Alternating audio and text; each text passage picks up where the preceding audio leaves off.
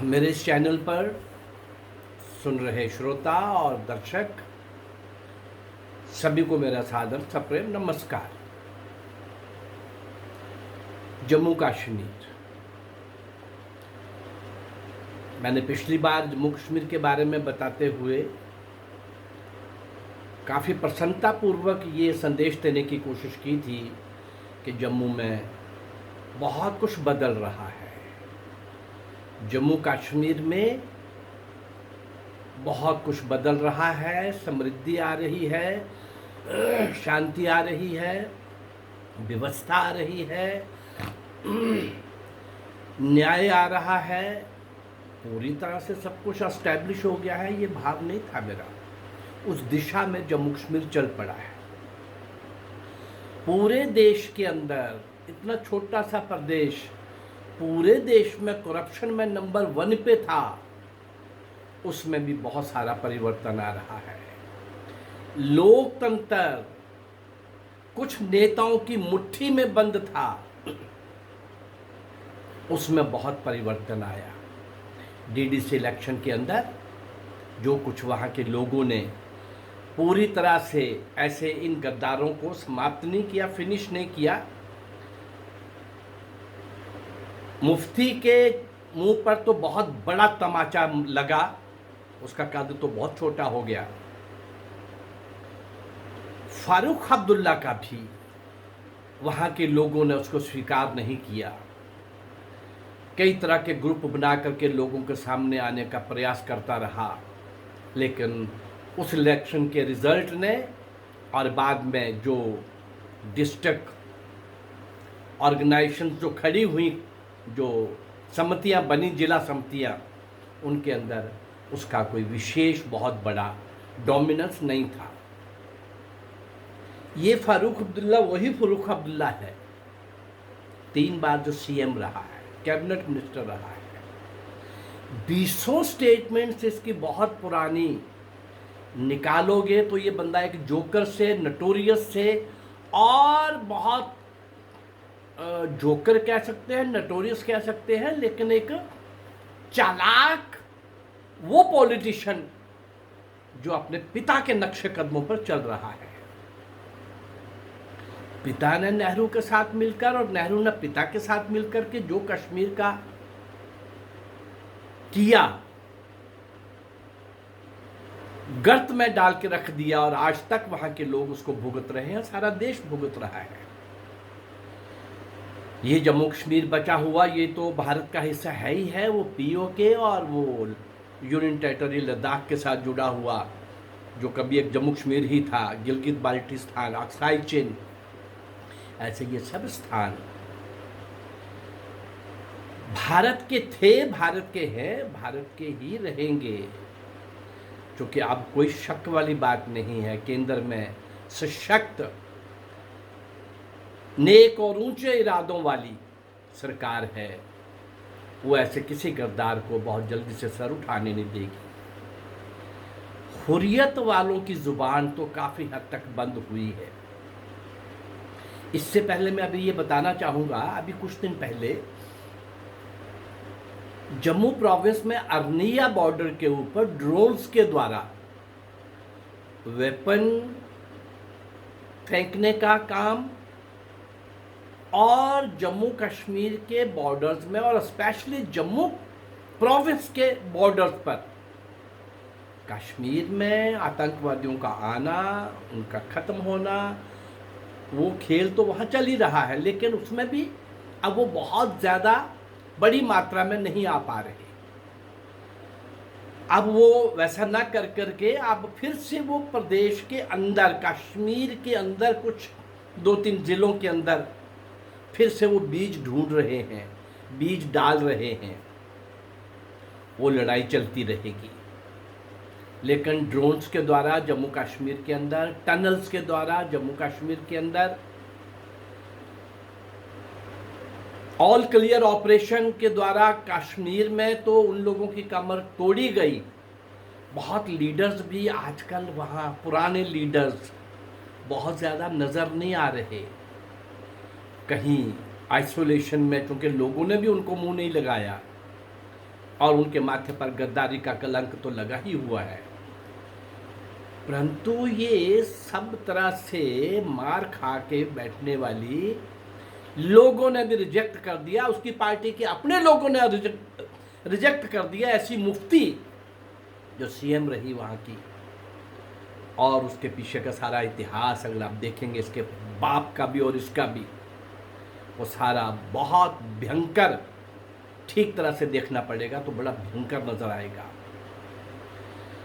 परंतु जब तक ये लोग जेल में थे, जब तक ये लोग जेल में थे, तब तक तो वहां पर पत्थरबाज नहीं निकले इतनी देर।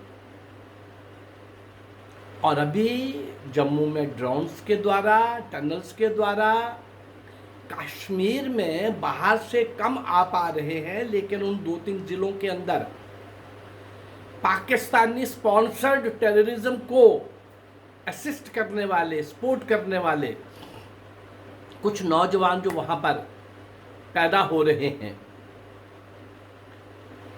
उनके लिए अब पिछले 2-4-5-7 दिन की एक ये नई डेवलपमेंट है। लोग भूल गए थे वहां के नौजवान, वो तो आर्मी में भर्ती हो रहे थे, सिक्योरिटी फोर्सेस में, जेकेएलएफ में और जेके राइफल्स में। जेके राइफल्स आर्मी की एक विशेष यूनिट के अंदर वहाँ के नौजवान भर्ती हो रहे हैं, ट्रेनिंग ले रहे हैं। और ये पत्थर मारने वाली बातें लगता था कि उन जिन लीडर्स के द्वारा स्पॉन्सर्ड थी, वो लीडर जो पाकिस्तान से पैसा ले करके यहाँ अपनी नेतागिरी चमकाते थे, अब वो अब अंदर है तो वो नहीं हो पा रहा उनका, शायद पैसा भी उस ढंग से नहीं आ पा रहा। और ये अंदर जो लीडर हैं, बाहर के लोग इनकी नहीं मान रहे, जो 1-2% ऐसा इनके टाउट्स, इन गद्दारों का साथ देने वाले, इनकी दुकानें चलती हैं तो उनकी भी चलेंगी, ऐसे कुछ लोगों के द्वारा जो चल रहा था। जब तक ये साल एक लगभग जेल में रहे, तब तक ये सब तमाशा नहीं हुआ। अभी कुछ दिन पहले, यद्यपि अभी कुछ दिन पहले, कल और परसों की घटना है, सिक्योरिटी फोर्सेस के कैंप्स में ग्रेनेड के द्वारा अटैक करके भागने वाले आतंकवादियों का पीछा जब किया गया, तो उस पीछा करते हुए कुछ लोग फिर से बहुत देर के बाद उन आतंकवादियों और फोर्सेस के बीच में बाधा बन के खड़े हुए और उन आतंकवादियों को भागने का मौका दिया। एक और डेवलपमेंट देखने को मिली है बहुत देर के बाद। किसी घर में अगर वो तलाशी लेने के लिए फोर्सेस जा रही थी, सिक्योरिटी फोर्सेस, महिलाएं आगे आकर के, और वो पहले तो दरवाजे नहीं खोलती थी, दरवाज़ा खोलती थी तो कहती थी नहीं नहीं यहाँ कोई नहीं है, वहाँ जाओ, आगे जाओ। बड़ा रूड और बड़ा ड्राई बिहेवियर। अपने बच्चों को जो आतंकवादी बन गए हैं, उनको कॉल करके वापस बुलाने की रिक्वेस्ट करने के बजाय आर्मी वो भी मौका देती रहती है वहाँ पर। आप वो आज नहीं तो कल मरेंगे, कल नहीं तो परसों मरेंगे, उनको मरना ही है, और वो सब आपके ही बेटे हैं। ये एक नई डेवलपमेंट पिछले 2-3 दिन के अंदर जो देखने को मिली है वहाँ पर। लेकिन अफसोस इस बात का है कि ये फारूक अब्दुल्ला जो 3 बार सीएम रहा, सेंटर में कैबिनेट मिनिस्टर रहा, इसका बेटा सीएम रहा, सेंटर में कैबिनेट मिनिस्टर रहा, ये फारूक अब्दुल्ला तो जो कुछ बोलता है वो बोलता ही। अभी आपने कुछ दिन पहले भी सुना होगा, जेल जाने से पहले भी बोल रहा था और जेल आने के बाद भी ये बड़ा नटोरियस था, इम्बैलेंस्ड बोलता है, इसको पता ही नहीं क्या बोलता है ये। लेकिन अपनी किसी खास किस्म की ऑडियंस को संबोधित करता है। ये चालाक है, बदमाश है, ये इसको समझना पड़ेगा। ये दिखने में कई बार जोकर दिखेगा, कश्मीर में कुछ बोलेगा, जम्मू में कुछ बोलेगा, दिल्ली में कुछ बोलेगा, लेकिन इसका प्लान्ड होता है। अपनी स्किन को बचाने की कोशिश भी करता है, और वो जहर जिसके लिए वो उसका बाप और ये काम कर रहे थे, अब कुछ सालों से एक्सपोज होने शुरू हुए हैं। लेकिन कमाल देखिए, नेहरू ने तो जो गलती की वो की।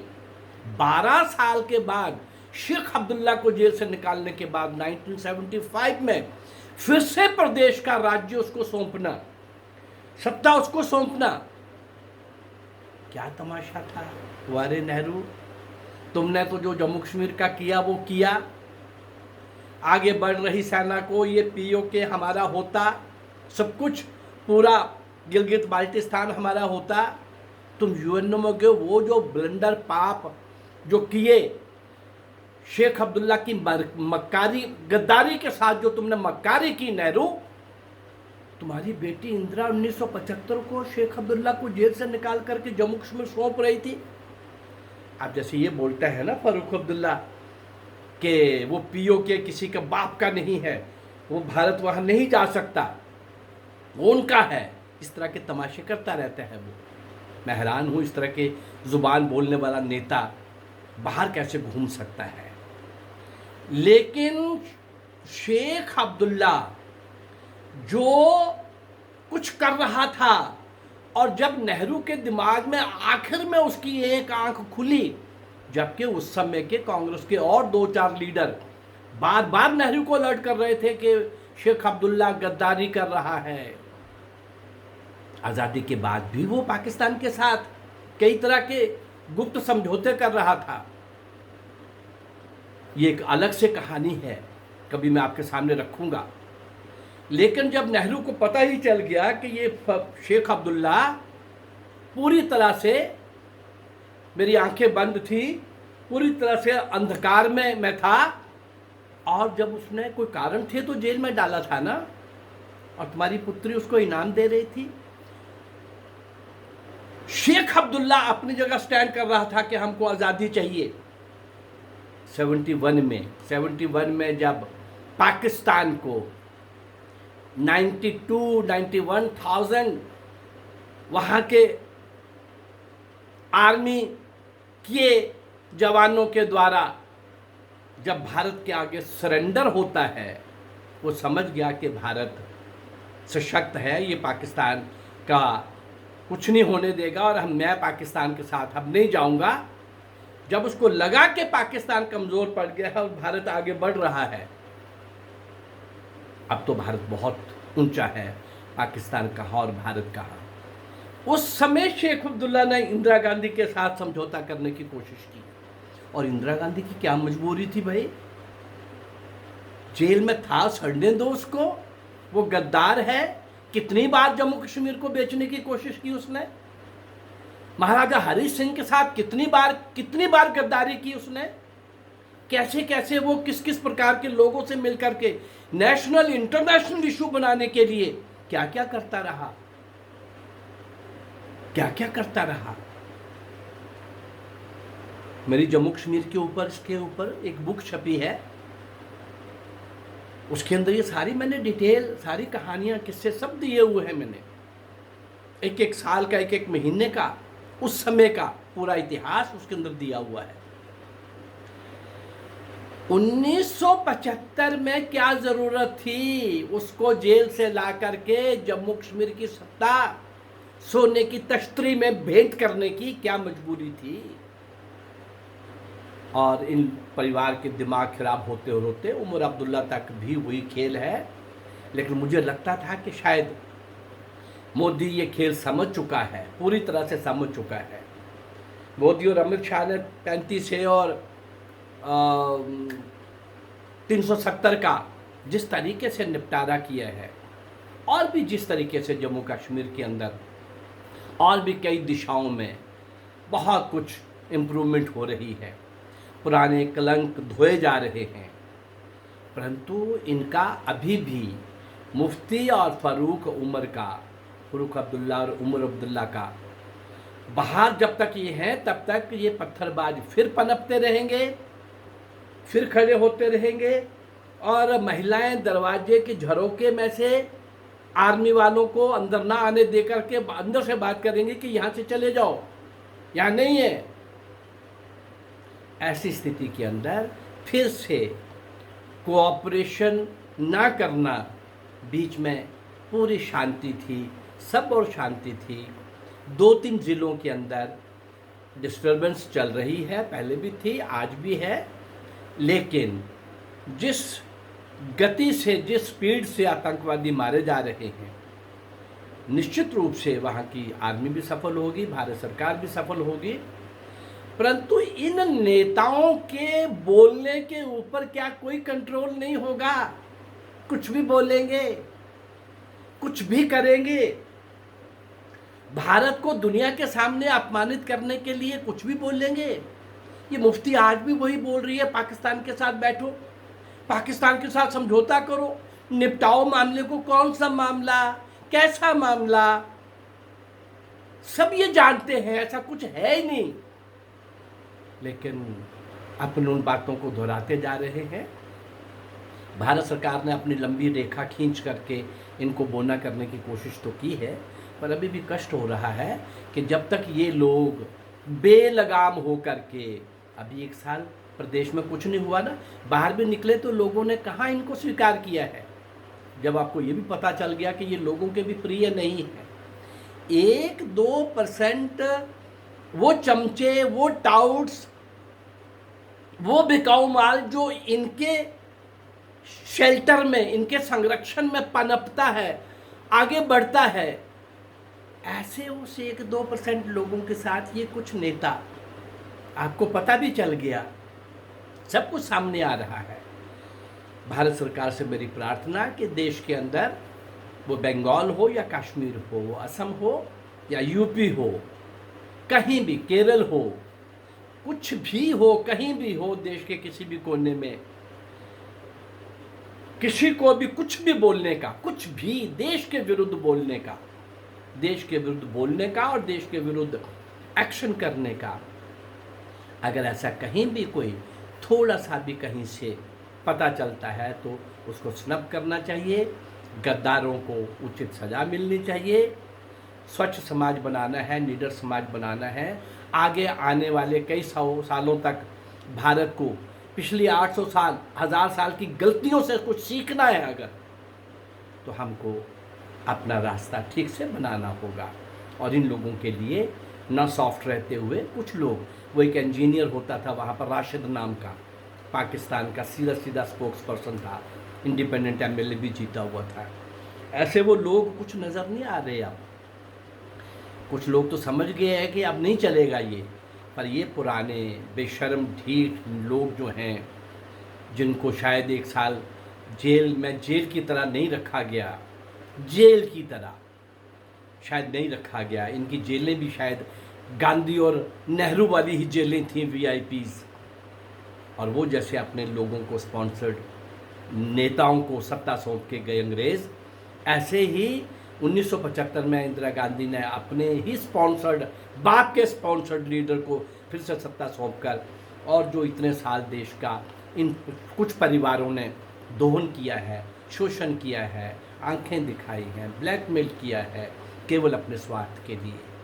मैं समझता हूँ वो समय आ गया है जब अच्छी तरह से हम जम्मू कश्मीर को अब चूक नहीं करेंगे, अब हम कहीं से भी ढील नहीं करेंगे, जो ठीक है वो करने में संकोच नहीं करेंगे।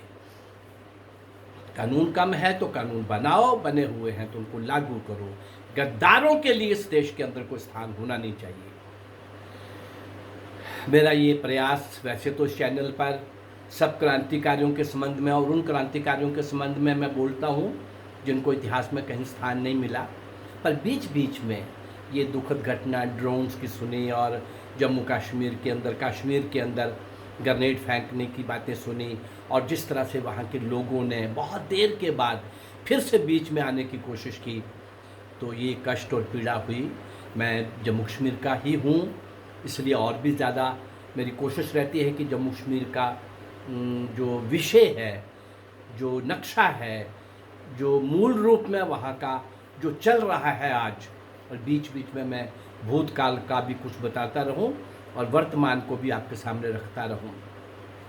और कल मेरी कोशिश रहेगी तिब्बत, जो बहुत ज़रूरी है, तिब्बत की स्वतंत्रता, उसके बाद किसान आंदोलन, और उसके बाद मैं फिर से उन क्रांतिकारियों के संबंध में आपके बीच में आऊँगा।